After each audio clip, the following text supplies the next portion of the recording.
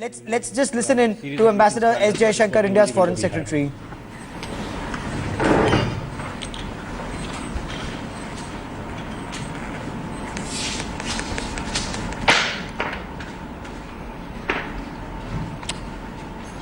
Can you quickly introduce yourself? Yeah.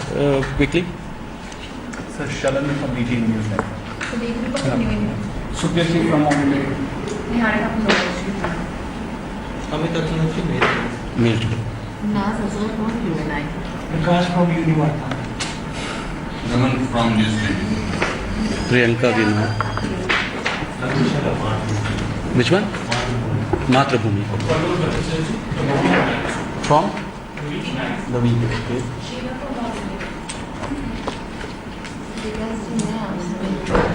Yes.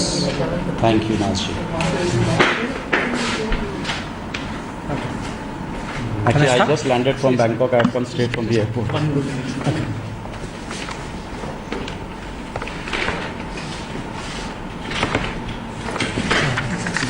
How many people there are there? From these states?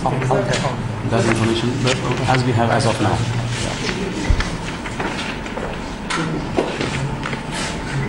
Sir हम लोग live में start करें उनको भाई एक कैमरा लग रहा है ना I am just waiting for him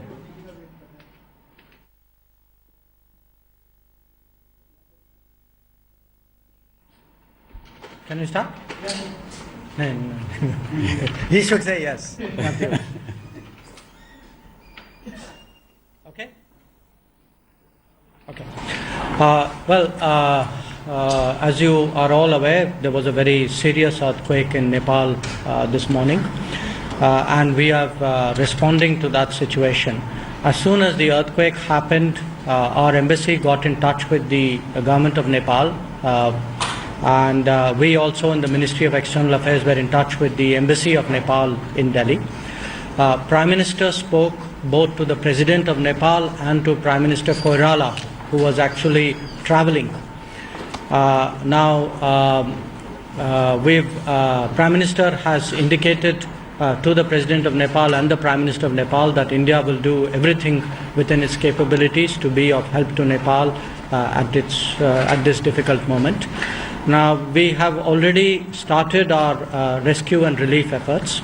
As I speak to you, our first aircraft, which is a C-130 aircraft, is on its way. It should be landing any time at Kathmandu airport.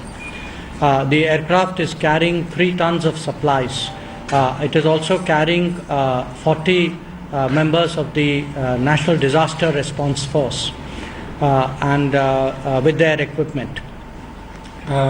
Later on today, we would be having 2 more aircraft, C-17s, which will be taking off. These are bigger aircraft.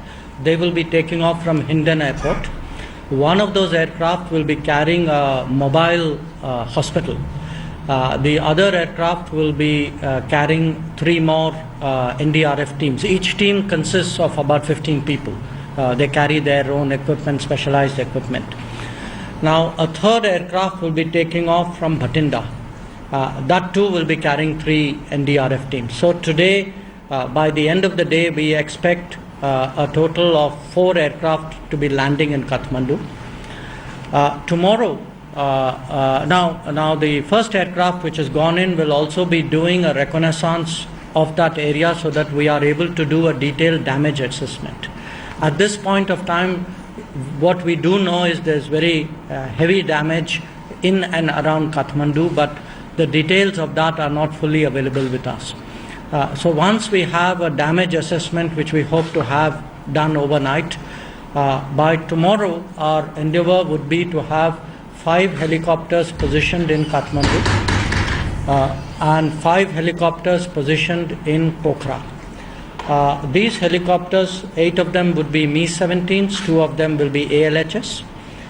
Their role would be to do the local rescue, to do airlift if they have to, and to do food distribution locally. Tomorrow there will be many more aircraft movements which will carry in ready-to-eat meals, which will carry in water, which will carry in medical supplies, carrying in specialized equipment which will be needed to rescue people. So that is, and we'll be carrying in tents and blankets because those have been requested by the government of Nepal.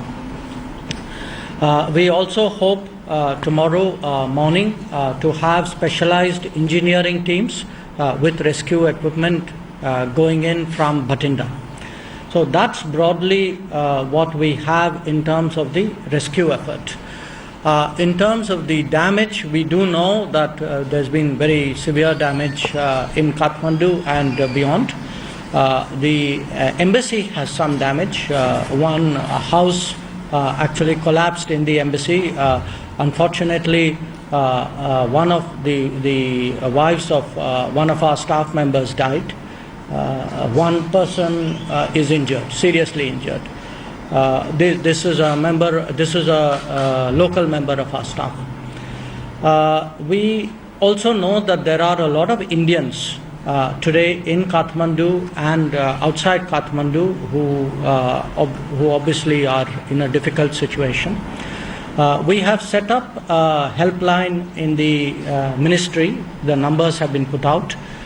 There is also, we would also request if there are people who know that their relatives are in Nepal to send us their details. So there is a website, there is an email address which is controlroom@mea.gov.in. If anybody who would like to keep us informed of their relatives and give us their contact points, that would be very helpful for us. Our helplines are very full at this time. It would be better for us if we got this information through email. We have a team which will be looking at those emails. The embassy in Kathmandu has also set up a control room and a helpline. They put out their numbers as well. So we would ask Indians who are stranded in Kathmandu and beyond to be in touch with embassy to the extent it is possible. Now the situation there is difficult. Internet is down, television is not working. There are parts of Kathmandu where there is no electricity.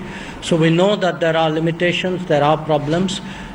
So everybody will have to find some way of getting in touch. The embassy, of course, will do its utmost to be of help both to the Indians there as well as to the Nepalese people and their government. So that is broadly the assessment of the situation as of today. We will continue to get you the latest.